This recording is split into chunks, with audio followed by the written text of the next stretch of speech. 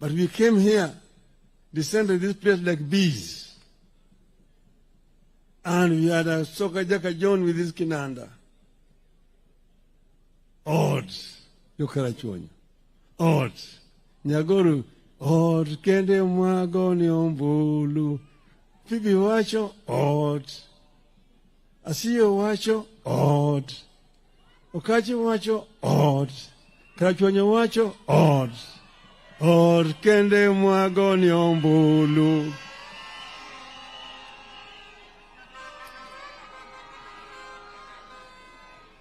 She was re-elected resoundingly. And after this momentum that we had gathered here in Karachuonyo, we descended into Ugenya. There was another by-election in Ugenya. And that by-election again, we put Orengo Simba. And Simba also won against another minister, Matthew Sugutu. Then we moved up to central Kenya at that time. We had created a wave at that time, which was very powerful.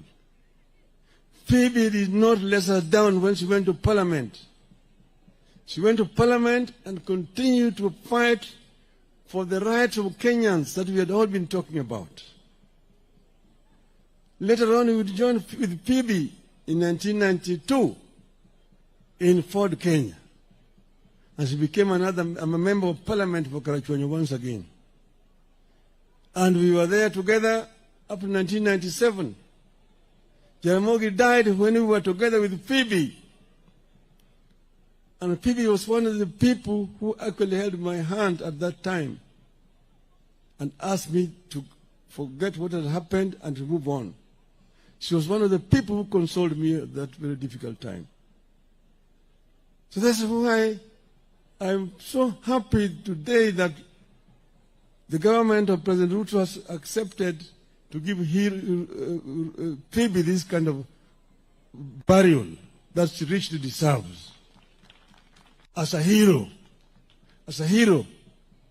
And Mr. President, I want you to follow it up by dedicating a monument in Nairobi in honor of Madam Phoebe Asiyo Nyagoro. Because Phoebe deserves it. Phoebe has done what many people have not been able to do. And that's why we are all here today. I want to say now, we are here as Kenyans today. We know where we are coming from. We were in a very serious situation sometime last year. Everybody knows where we were. There was a possibility of Kenya degenerating into a failed state like Somalia, like Sudan today. People who do not understand history talk very easily. But ask them, tell them, what happened in Libya? What happened in Egypt after the Arab Spring? What happened? Where was it a risk where a crowd not able to move in and take the government and form a government? Where do you have a military regime in Egypt today after the Arab Spring? Even Tunisia. People do not really understand. That is why they make it very simple. And it's very easy for them to write articles in newspapers. I read them and I just laugh. They tried to trivialize what was a very serious situation. So what we have today is basically something that we were forced into because of the circumstances that were existing at that time. I want to invite somebody to tell me their own solution, how this would have been solved. We sacrificed so that there could be peace in this country. And that's the reason why we are here today. I do not regret what we did. We did it in the best interest of our country. And Kenya must move forward. But we have continued to say that we need to improve our governance structure. Issues of human rights must be respected. We must ensure that people live well. We must ensure that our people have food, that our people have shelter, that our people have work, that our people, when they are sick, they can be treated, that our children will go to school. This is very, very important to us. This is very important indeed. And that the cost of living need to be brought down. And that it must be rule of law. That the security forces are there to protect the people. The police are servants of the people, not masters. The police need to be civil to the population. If you have committed an offense, arrest me. Take me to prison, take me to court, and let the court find me guilty and imprison me. But do not use your own weapon to assassinate me. Don't shoot me. Don't shoot to kill. Don't shoot to kill. Don't shoot to maim. Arrest and charge in a court of law. That's what is called rule of law. And we have sat together and reviewed the MOU that we signed last year, this year. And we have now put together a framework to ensure that the MOU is implemented to the letter. This is going to happen. Those who have been maimed, those who have been injured, those who have been in hospital, and those who have died, the families of those who have died will be compensated. And we said we go back to just not 2024, 2023, 22, we go back to 2017. From 2017 up to today, all those people who have been maimed, who have been killed and so on, the families are going to be compensated. And we have got to put in place a framework for that to happen. Secondly, we have also a structure of how to ensure that the MOU itself is implemented to the full. And that's why next week you're going to have a joint parliamentary group meeting to ensure that our members of parliament implement what we need, put up structures in place so that we can be able to implement what we've agreed on. This is going to happen. So I just want to say, the naysayers, give us space, give us room, and judge us in 2027. And we've said this is going to remain in place up to 2027. After that, we will see where we go to. Even if you are saying one term, so what? It's the Kenyans who will decide the term. And we will see where we want to go. I am confident when that time comes, we will face Kenyans squarely and tell Kenyans, this is why we did ABCD, this is where we want to go. Utasema yako, tutasema yetu. Tuone Wakenya watamini nani. So hivyo mimi sina wasiwasi. Piga kelele. Piga kelele namna hiyo. Bweka tu. Kongo hiyo ni kama hiyo ngurumo ya chura. Ngurumo ya chura haizui ng'ombe kunywa maji. Ng'ombe itakunywa maji. We will be able to move beyond 2027. I'm confident we will move beyond 2027. Nobody should try to threaten us. We are Kenyans like you are Kenyans. Don't go and say that Kenyans is sectionalized. Sisi ni watu wa bahari. Sisi ni watu wa ziwa, kanda ya ziwa Victoria. Sisi ni watu wa bonde la ufa. Sisi ni watu wa milima. Sisi ni wa Kenya. All and every Kenyan matters. It's not a question of blood relationship. Oh, our cousins. You're our cousins. You're our cousins. So those are your cousins. Those who are not your cousins, what are they? Are they not Kenyans? Are they not Kenyans? Don't tell us also that the government has got shareholders. Watu wengine wako na share mingi, wengine wana kidogo, wengine hawana shares. Then why are you collecting taxes from those who don't have shares? Why do you tax them? You collect shares, money from them, and you say they don't deserve services because they did not vote for you. Shame on you. Shame on you. We want to live in a civilized society, in a civilized manner, in a humane manner. We want Kenyans to be proud as Kenyans. Kenya is a great country.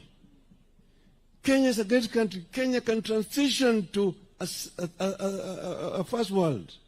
There's no reason why Kenya cannot move the way Kenyans equivalents have done. We can do it when we create enabling environment for Kenyans to thrive. Kenyans can excel. I've seen Kenyans excel elsewhere. I've seen countries much poorer than Kenya transition and become first world. Korea is one. Vietnam was bombarded by Americans for many years. Nobody believed that people remaining in Vietnam. Today, Vietnam's economy is up there. Energy consumption in Vietnam today is 70,000 megawatts. Kenya is only 3,500. We'll go that route. There are many things that can be done here. When we sit down and plan properly, Kenya will be able to take off. Mr. President, we had Vision 2030. It's not been followed very well. As we now want to work with you, we want to ensure that we bring Vision 2030 back on the table. We also revive the NESC, National Economic and Social Council, so that all those flagship projects that we coined during that time can be revived and make sure that they're all moving together, going in the right direction. This will help us as a country. So I'm saying this as just a Kenyan patriot who is thinking about Kenya. Kenya number one, Kenya number two, Kenya number three. This is where we are. At this juncture now, I also want to congratulate Harambee Stars for making us proud twice. Making us proud. Harambee Stars are showing what other Kenyans do not know exists. And this is the spirit that we want to continue to hail. So, Yathurwa,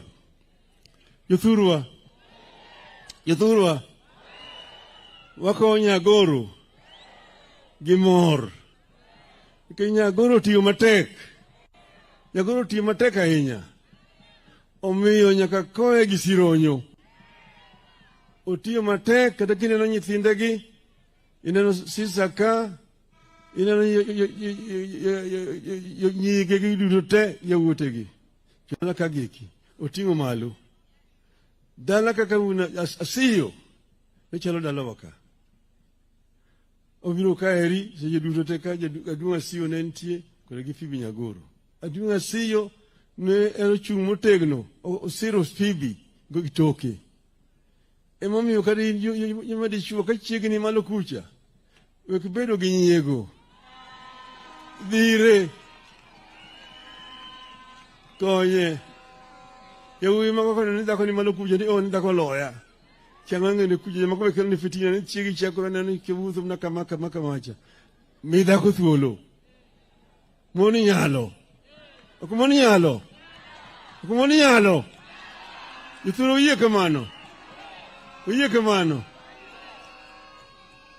I want to finish here by remembering some of the heroes of this community here. There was the late Paul Mboya, Alwali Nyakungu, a great patriarch of the Luo community, from this community. There was Jijoteko. Jijoteko was one of the freedom fighters, those who started Penyawacho, and was arrested by the colonialists and was taken to Kismayu in now the present-day Somali.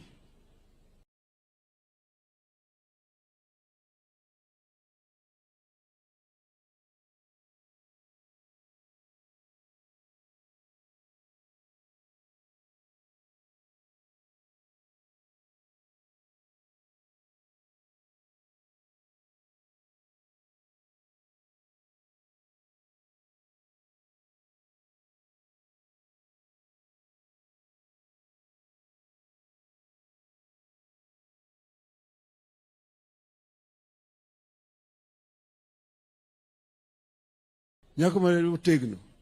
Inind kucha machiegni go jijuno teko. Go Paul Mboya, Olwali Nyakongo. Go chok. Kodo kiki mani kirugo. Nyasaye mondo oketi chunyi kama beri puro malo. Erokamano. Now let me take the opportunity to invite ndugu Rais wa Jamhuri ya Kenya, President William Samoei Ruto.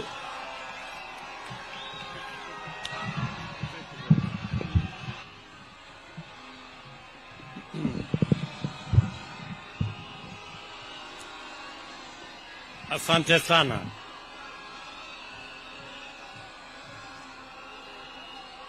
Jodhurwa untie. Jodhurwa umor. Bwana Yesu asifiwe. Hebu nione kwa mikono. Bwana Yesu asifiwe. Asante sana. Mheshimiwa Baba Raila Amolo Odinga, mama wetu Aida Odinga, waheshimiwa viongozi wengine wote na wananchi wa hapa Karachuonyo na Homa Bay. Kwanza mimi naleta rambirambi zangu na familia yangu kwa familia